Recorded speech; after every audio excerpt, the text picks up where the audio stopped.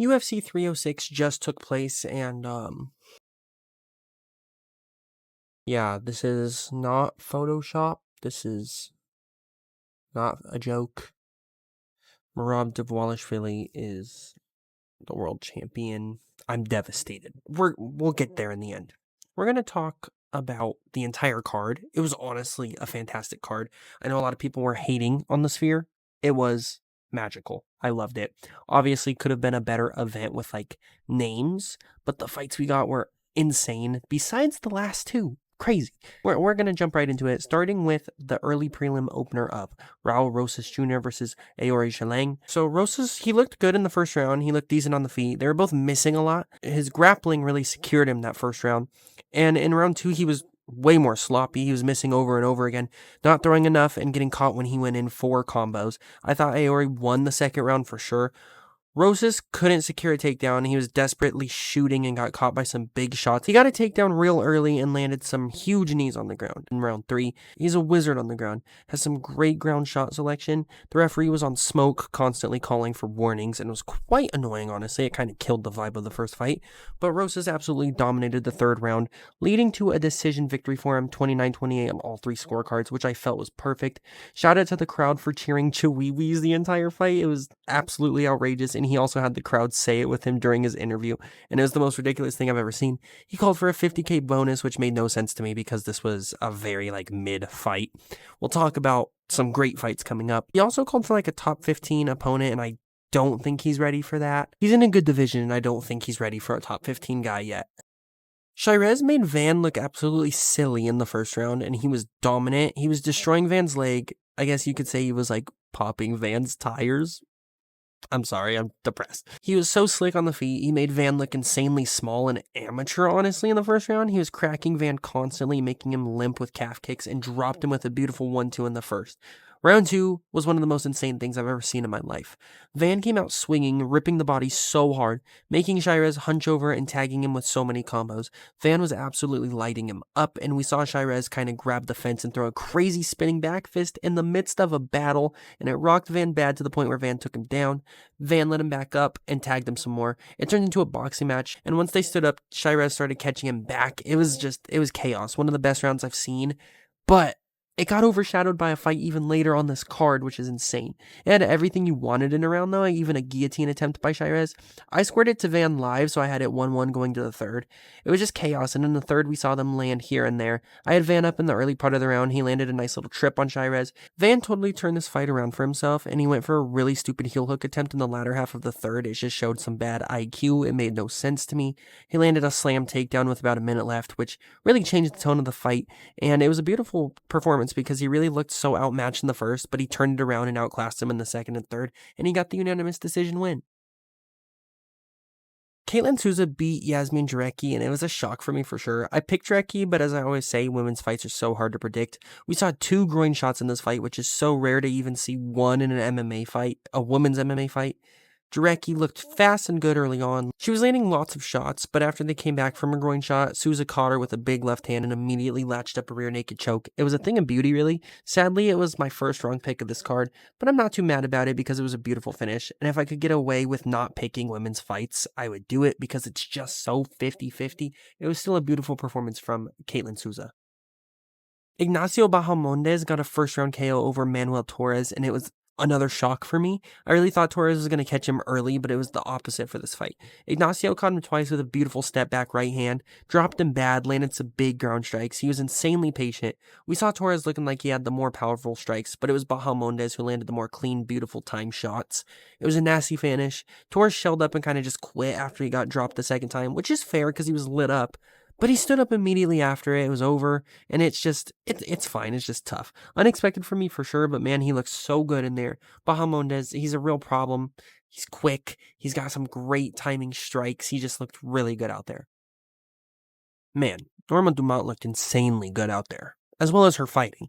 She took a clear decision win. Round 1, Norma was landing some really clean shots, making Irene miss a ton. Irene was really patient, but every time she threw, it was missed. Dumont was super confident throughout this one, which I really like to see from her. Every time Irene would land, Norma would just act like it didn't even bother her. The second round was a little bit better from Aldana, and she actually landed some good shots, but Dumont stayed way more busy and busted her open with a forehead head clash. She showed she could take a shot well, and she even fired back in the battle. She looked really terrific out there. The third round, Irene kept pushing forward, but getting caught over and over again. The cut was disgusting by the end of it, and Dumont can work on the cardio. She can be a problem in this division, honestly. I wouldn't mind seeing Norma as a champion or something. You know what I mean? But she looked fantastic, and I'm assuming she's going to get a very big fight in her next fight. She's going to be ranked in the top 5 now, so yeah, she's looking at a title shot coming up soon. The main card begun with Ricardo Rodriguez versus Ode Osborne. Rodriguez came out so energetic and hyped up, and he was dancing just to immediately get caught by a huge right after his kick was caught, and I couldn't help but laugh because of the energy drop. It was just, he was so hyped, he was all smiles, and he immediately got smoked. But Osborne locked in a tight triangle choke, and somehow Rodriguez survived it. He got out of the first one barely and totally turned it around in the second round, taking down Osborne and landing the most brutal ground and pound as well as multiple submission attempts. It was definitely a 1-1 fight going into the third, where the pace was much slower. Osborne looked really burnt out, and Rodriguez showed he wanted it more, getting a takedown, winding up on top at the end of the round. Not actually landing clean, but throwing big so it looks way better, and ended up paying off big because he got the unanimous decision win. He showed so much heart, and although he didn't look amazing out there, he showed heart, and that's what got him the job done. So it was honestly a really entertaining, fun fight, and a good way to start the card. Oh man, Daniel Zellhuber versus Esteban Ribovic, which was a sleeper fight on this card, and oh my god, did it deliver. In the first round, it was a slower pace. We saw Zellhuber do what we thought he'd do, at least what I thought he would do. He was picking his shots, landing clean. He got tagged quite a bit by Ribovic, but he's the most dangerous early on. The second round picked up in the pace, and they were both cracking each other. I thought Zellhuber could have been up 2-0, but it certainly well could have been 1-1, and now looking back on it, I believe it was 1-1 at this point.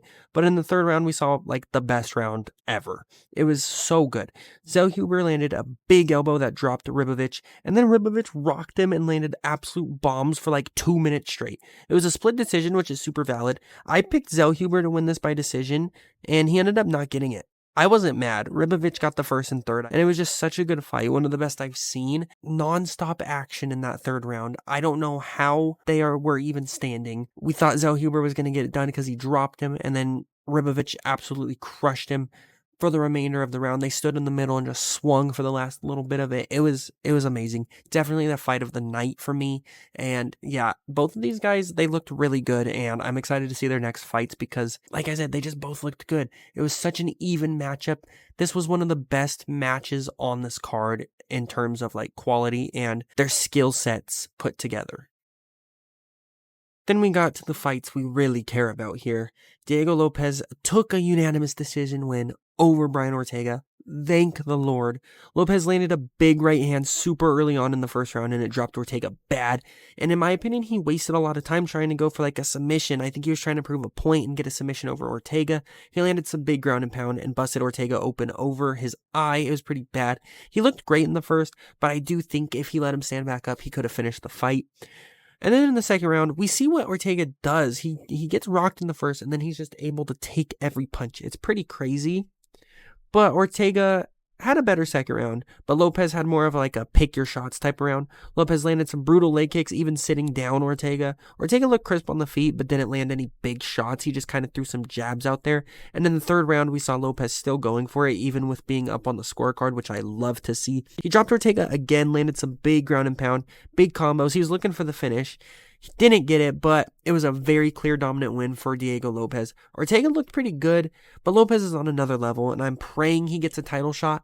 They might want to have him face like Movsar Evloev in a rematch if he beats Aljo, that's a very interesting fight, and maybe the winner of that gets a title shot. I don't know, but I'm a huge Diego Lopez fan, so this was awesome to see. I'm very curious to see what he does next.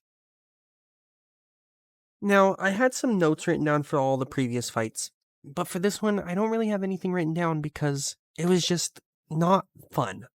Valentina Shevchenko is once again the champion. She beat Alexa Grasso by a 50-45 decision.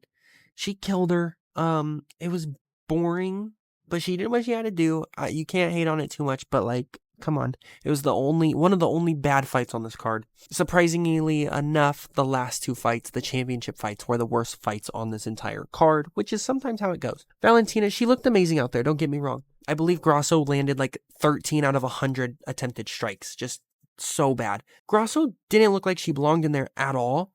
Don't know how the first two fights went the way they did. Whether you think Grasso lost the second fight or not and it was like rigged, she looked good. Like it was a close fight. She got schooled. She got taken down constantly, couldn't get back up, just kind of accepted being on the ground. She body triangled herself down on the ground. She was going for some submissions, but never really actually had anything. Valentina also didn't do a whole lot on the ground. She kind of just held her there and landed some baby shots. And then when they were on the feet, which is where you would think like, okay, Alexa, go do something. No, she just missed everything, and Valentina kept tagging her and then going for crazy takedowns. So it was just an absolute schooling. Don't know what's going to be next for them. Manon Fiorot is going to be fighting for the belt, which is going to be a cool fight, I'm sure. But do we really care? Not really. I don't know what's next for someone like Grasso. It was a very short reign. She didn't even defend the belt, but you know what? It is what it is. Oh, and the main event. Merab Dvalishvili is the new bantamweight champion in the UFC. We're going to have to see his face on more posters. It's unfortunate.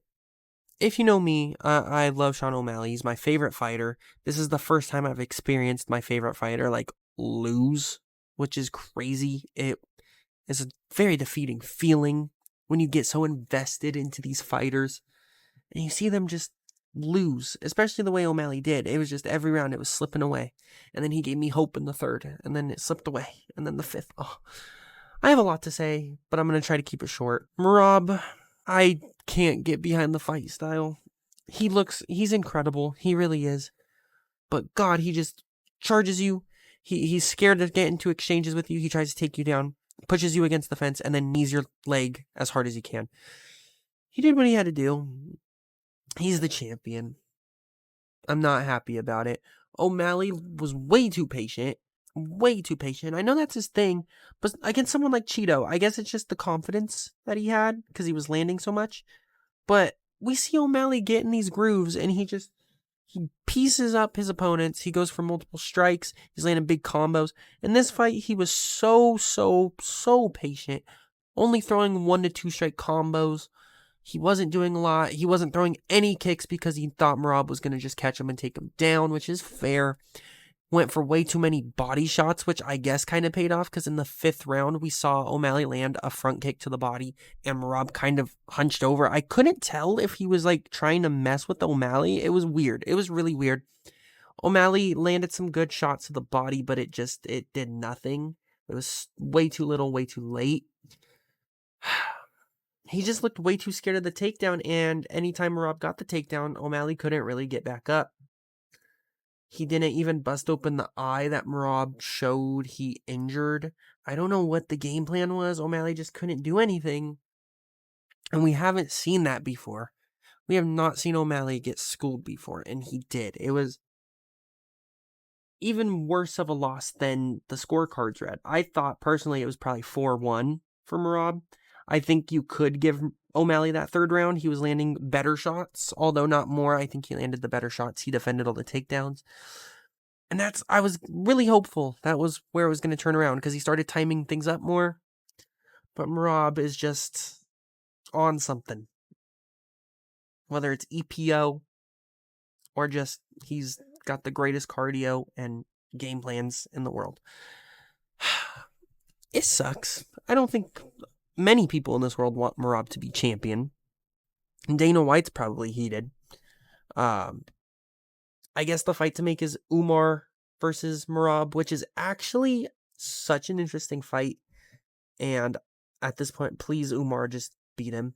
But then if Umar wins, he's never going to lose the belt, like, ever. So, it's tough. It's very tough that Merab is a champion in the UFC. I know he's a funny guy. He seems like a very nice guy. But we do not want him as champion. They're going to try to get him out of there. I'm sure they'll try to book him against Umar in a month or 2. We'll see the announcement. hopefully Umar can get it done against Merab, because I cannot get behind Merab. I think my favorite part of this fight was when Merab was kissing O'Malley, and he just stands up and walks away when the round is not over, and O'Malley just punches him. God, I wish that knocked him out. How funny would that be? Merab doesn't have a brain in his head, I don't think. I think it's just like, takedown, knee to thigh, takedown, Aljo, early stoppage, no coaching me. Like, I don't know. I think that's it. I'm salty. I'm sorry. If you're a Merab fan, I'm sorry. He great win. Great hugs and kisses. Hopefully justice is brought to the bantamweight division. I don't know what's next for O'Malley. I guess give him contenders. I also had a parlay going for Merab to land under 80 significant strikes, and he landed 82. So that's just how my night went.